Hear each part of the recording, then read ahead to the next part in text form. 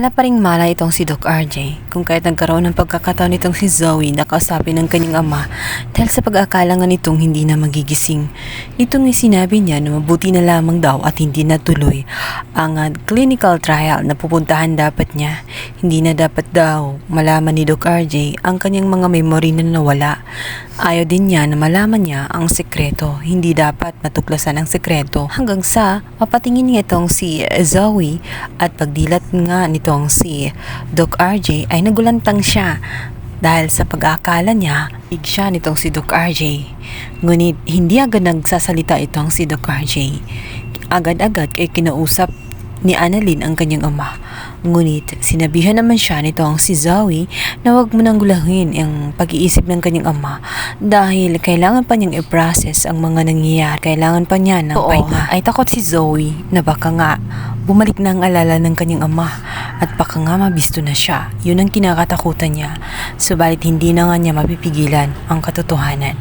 Dahil nga sa paglipas ng ilang minuto habang iniwan si Doc RJ ay dito na nga babalik ang kanyang alaala.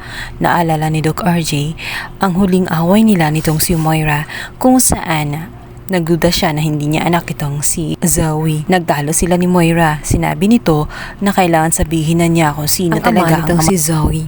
At dahil nga sa napalakas nitong si Doc RJ ang kanyang boses dito kay Moira, ay napilitan si Moira na sabihin ng totoo dahil pupuntahan nga nito si Doc RJ ang naturang laboratorio kung saan pinagawa niya ng DNA test si Zoe.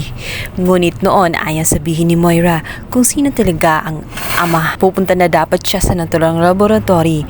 Nalaman din niya ang katotohanan na talagang hindi niya anak itong si Zoe. Tinatanong nitong si Doc RJ kung sino ang ama nitong si Zoe. Subalit ay sumagot ni Moira kung kaya pinuntahan niya ang naturang laboratory. Nagmamakaawa noon itong si Moira na huwag nang sasabihin kay Zoe ang totoo dahil naaawa siya sa kalagayan ni Zoe. Subalit sinabi nitong si Doc RJ na mahal niya itong si Zoe. Subalit deserve naman niya na malaman ang katotohanan. Alis na dapat itong si Doc RJ para puntahan ang naturang laboratory ni Moira. Subalit kaya naging dahilan kung bakit nahulog ito sa hagdan.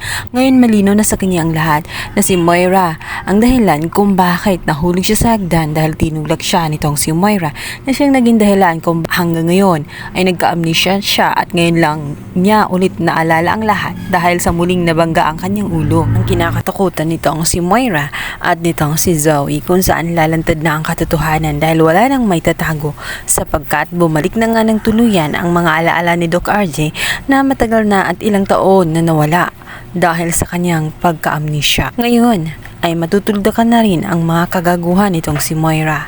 Sa kabilang banda, aasarin naman ni Moira ang libing nitong si pagkat ano ba naman ang pumasok na naman sa utak nitong si Moira dahil aasarin na naman niya ang presensya nitong si Giselle dahil bibigyan niya ng cake itong si Justine kung saan may nakasulat pa na Bon Voyage.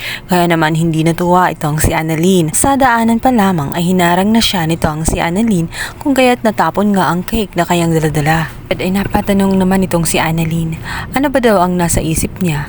Bakit burol ang kanyang pupuntahan? Hindi naman isang party o isang masayang handaan kundi ito'y burol. May patay. Nagdadalmahati ang kanyang tita Giselle at ngayon ayaw niya magdagdagan ang stress nito sa pamamagitan ng presensya nitong si Morgana. Kung kaya't siya na nga mismo ang sumira ng araw nitong si Morgana na siyang naging dahilan kung bakit hindi siya nakapunta sa naturang burol nitong si Justine. Sa kabilang banda, napag-alaman din ni Moira na pinag-uusapan nga siya ng mga marites dahil posible nga daw na siya ang may dahilan kung bakit nabangga ang sinakyan ni RJ at ni Justine. Subalit, sinabi ni Moira na wala siyang kinalaman at kung ano man ang judgment ng mga marites ay pinapaubayan na lang niya. Ngunit alam niya ang katotohanan na hindi lamang siya ang may galit doon kay RJ.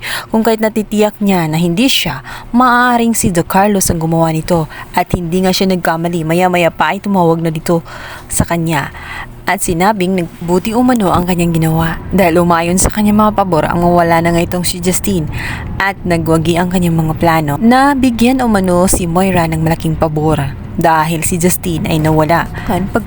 Pagkarinig ni Carlos na nagawa niya ang dapat ay gagawin ng tauhan ni Moira, ngayon ay babawi siya. Hingi siya ngayon ng pabor kay Moira. Ang gusto niyang mangyari ay mamatay ng tuluyan itong si Doc RJ. Kung kaya iniwasan ni Moira at nagsabing choppy na nga at hindi na marinig dahil ayaw niyang gawin yun sapagkat ayaw nga ni Zoe na mawala ang kanyang ama.